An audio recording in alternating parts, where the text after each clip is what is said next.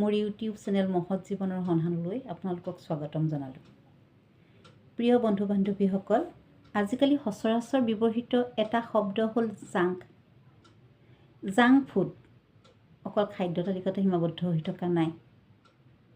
Junk email, junk কথা বতৰা, junk চিন্তন, জাংক ভিডিঅ' এইবোৰে সমগ্ৰ পৰিৱেশ আৱৰি ধৰিছে। জাংক ফুড লোভনীয়, খৰতকীয়া আৰু সুস্বাদু। একেদৰে জাংক আইডিয়া বা জাংক কথা বতৰাই খন্তেকীয়া সুখানুভৱ দিয়াৰ দৰে আজিকালি এইবোৰৰ প্ৰচাৰ, বিস্তাৰ আৰু জনপ্ৰিয়তা বাঢ়ি গৈছে।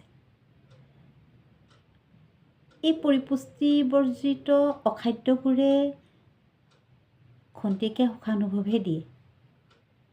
ঠিক সেইদৰে জাংক চিন্তনেও খন্তেকীয়া সুখহে দিয়ে। নাজানো ভেজাল খাদ্যৰ প্ৰভাৱেই নে, গভীৰভাৱে চিন্তা কৰিব নোৱাৰাৰ কাৰণেই নে, আজিকালি ভাল কথা বতৰা, বিজ্ঞানসন্মত আলোচনা, জ্ঞান গভীৰ কিবা লেখা এইবোৰ বহু দূৰলৈ ছিটিকি পৰিছে। আপোনালোকে মন কৰিবচোন, ড্ৰয়িং ৰুম, খোৱা কোঠা, পাকঘৰ এইবোৰক লৈ বনোৱা জাংক ভিডিঅ' অথবা কেইটামান আৱেগিক শব্দ ব্যৱহাৰ কৰি বনোৱা ভিডিঅ' নতুবা অশ্লীল কেইটামান শব্দ দি লিখা, শিৰোনামেৰে লিখা লেখনিসমূহ, লেখনিসমূহত যিমান লাইক কমেণ্ট পাব, তাক জ্ঞান গভীৰ চিন্তন বা লেখাত সেইটো দেখা পোৱা নাযায়।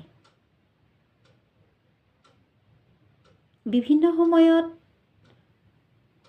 পৰিয়াল, ওচৰ চুবুৰীয়া বা আত্মীয়সকলে অনাকাংক্ষিতভাৱে দিয়া কিছুমান আৱেগিক মন্তব্যও আমাৰ মন মগজুত জাংকৰ বোজাৰ সৃষ্টি কৰে। যেনেকৈ, তোৰ ভাগ্যই বেয়া, ইমান পঢ়ি শুনিও চাকৰি এটা নেপালি। অকল চাকৰিহে কৰিবিনে বিয়া বাৰুৰ কথাও ভাবিবি। এইজনীৰ কাম নাই আৰু অদৰকাৰী লেখা মেলা কৰি থাকে। এইবোৰ জাংক। এইবোৰে কাৰোবাৰ মনলৈ ঠেলি দিয়া জাংকৰ বোজা। এইবোৰৰ কাৰণে আত্মবিশ্বাস হ্ৰাস পায়, সংশয় বৃদ্ধি হয়,